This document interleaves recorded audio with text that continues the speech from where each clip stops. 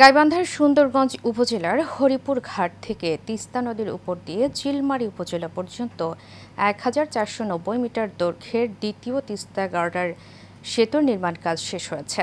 আগামী ২ আগস্ট সেতু যান চলাচলের জন্য খুলে দেওয়া হবে বলে জানিয়েছে কর্তৃপক্ষ।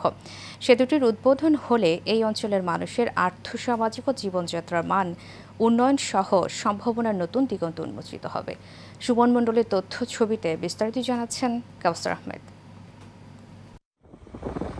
গাইবান্ধা ও কুড়িগ্রামবাসীর স্বপ্নের এই সেতুটি খুলে দেওয়া হলে উত্তরাঞ্চল তথা গাইবান্ধা ও কুড়িগ্রাম জেলার মধ্যে সরাসরি সড়ক যোগাযোগ স্থাপন হবে।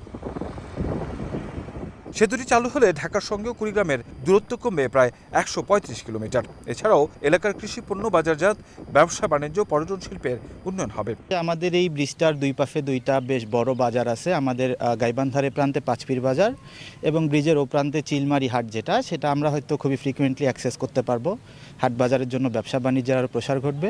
আমাদের এই ব্রিজটা হয়ে গেলে তখন আর রংপুর দিয়ে ঢাকায় আমাদের জার্নি করতে হবে না। তখন কুড়িগ্রাম থেকে সরাসরি আমাদের এদিক থেকে ঢাকা যাওয়া যাবে। তখন হচ্ছে অনেক দেখা গেল যে ৩-৪ ঘন্টা আমাদের সেভ হবে। এদিকে প্রকল্প এলাকা পরিদর্শন করে স্থানীয় সরকার বিভাগের সচিব মোহাম্মদ রেজাউল মাকসুদ জাহিদি জানান, শিগগিরই সেতু খুলে দেওয়া হবে যান চলাচলের জন্য। এই তিস্তা নদীর উপরে ১৪৯০ মিটার দীর্ঘ, যেটা আমাদের স্থানীয় সরকার বিভাগের সর্বোচ্চ লম্বা ব্রিজ।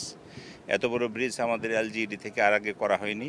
আপনারা সকলেই জানেন, রংপুর জেলা আমাদের এই জুলাই আগস্ট গণ অভ্যুত্থানের একটি উল্লেখযোগ্য জেলা এবং আবু সাইদ এখানে আমাদের স্মরণীয় ব্যক্তিত্ব। সে কারণে এই ব্রিজটি হচ্ছে আমাদের কাছে খুবই গুরুত্বপূর্ণ এবং সরকার সর্বোচ্চ গুরুত্ব দিয়ে চেষ্টা করছে যে এই মাসের ভিতরে এই ব্রিজটা আমরা ওপেনিং করতে চাই। তিস্তা নদীর উপর প্রায় ১.৫ কিলোমিটার দৈর্ঘ্যের এই সেতু নির্মাণে ব্যয় হয়েছে ৯২৫ কোটি টাকা।